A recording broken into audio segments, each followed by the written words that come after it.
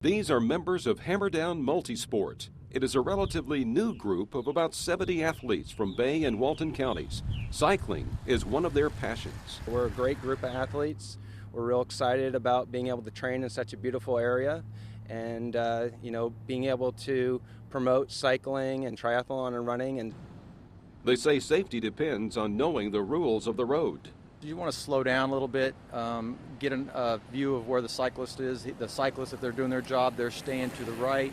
Have you had any close calls while riding your bicycle out here along the streets?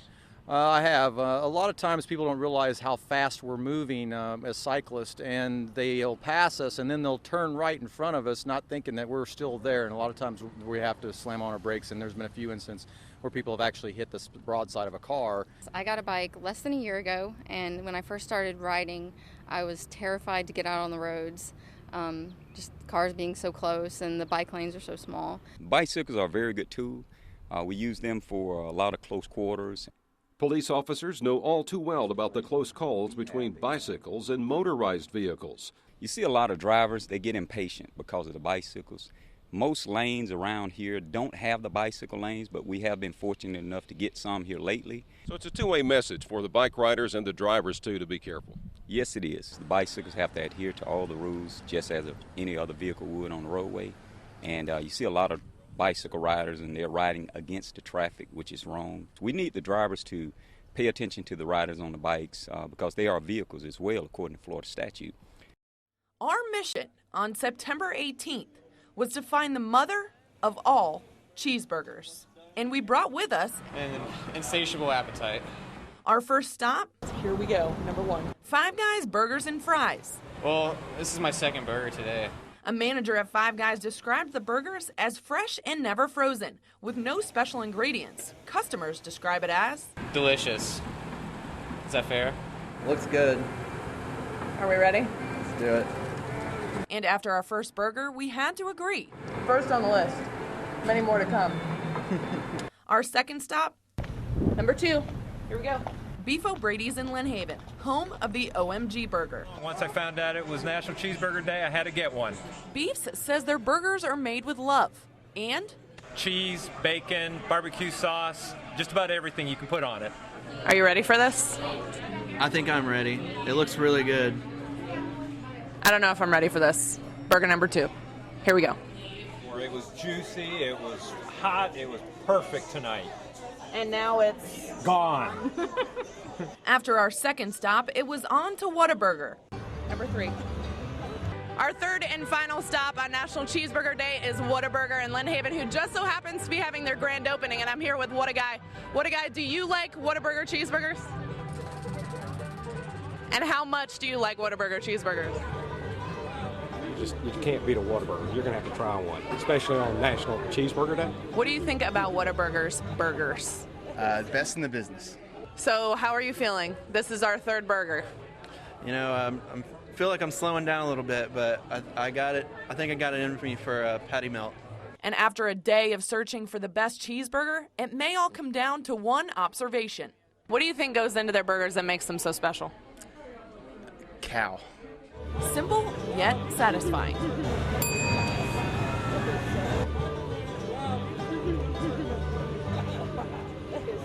But we want to show you what it looked like earlier today as it was a beautiful day across the beaches of Northwest Florida here. This is out at Panama City Beach at Beach Access number 1. You can see the kids there having some fun in the sun, enjoying all the warmth and also the water. You know, the water temperature is continually increasing. Also this morning, a Bay County school gathered to honor 9/11 responders and citizens who lost their lives. The Interact Club, along with the Panama City Beach Rotary Club, held their annual ceremony in front of Arnold High School to show their respects. The school's band played and the ROTC presented the colors. Guest speakers took to the podium to recall their accounts of what happened on this day in 2001. Peggy Dawson of the Interact Club says that one of the goals of these kinds of ceremonies is not only to promote patriotism in young people, but to encourage them to reflect on the events of 9/11 and what it means to be a U.S. citizen.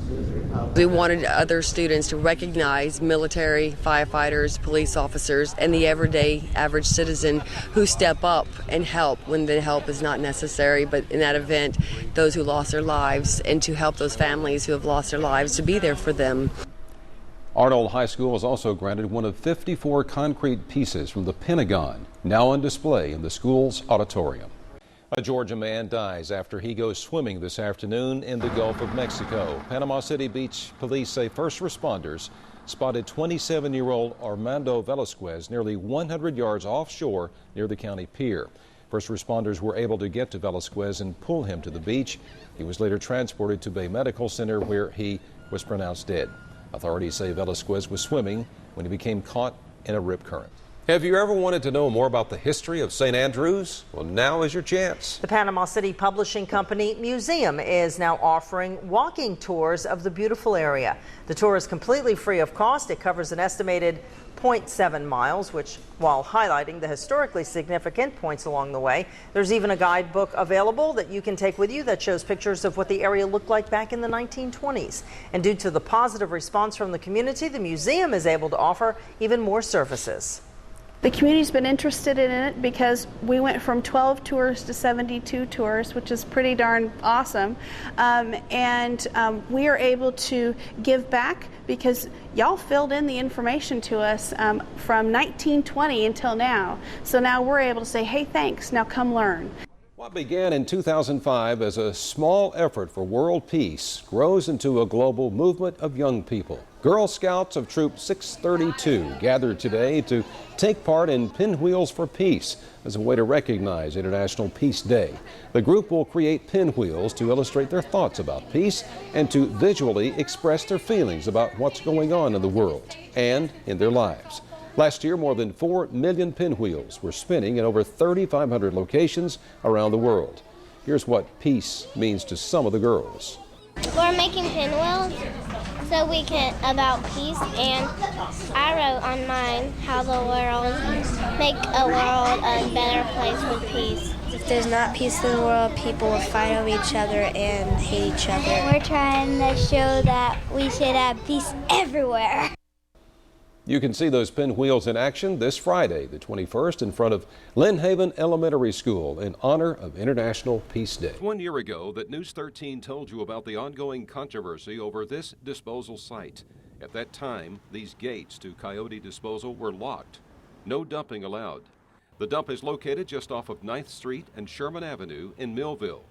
17 acres of trash, discarded building materials, garbage, tires. You sit out on your front porch and you think you want to see a pretty sight, but you're looking at big piles of garbage. Just within walking distance are these well-kept homes, and Joe Moody Harris Park is just one street over. The negative feelings about this disposal site run pretty much throughout the neighborhood. Residents are concerned about it. They just want some answers from the city about what can be done about this lot, and the sooner, the better. Large rats? Very large rats. You've seen them? Oh, yes. Day yes. or nighttime? Or? Especially at night. No one has seemed to take control of it, to do anything about it. Resident Tony Major says he actually worked at the coyote facility in the past, but his manager let him go after complaints were filed. Yeah, I believe she kind of got mad because of my mom calling code enforcement on it. And then she complained about the site? Yeah, and then when she found out that was my mom, she let me go. It was one of 5 waste facilities operated by Coyote Land Company, but this place really got out of hand over the years, enough so that the Department of Environmental Protection shut it down. The site caught fire a couple of years ago and burned for a week. The DEP issued an official order to close in August of last year. Coyote faced $500,000 in penalties. The DEP ordered that Coyote remove all of the garbage here with a February 2012 deadline. That obviously did not happen.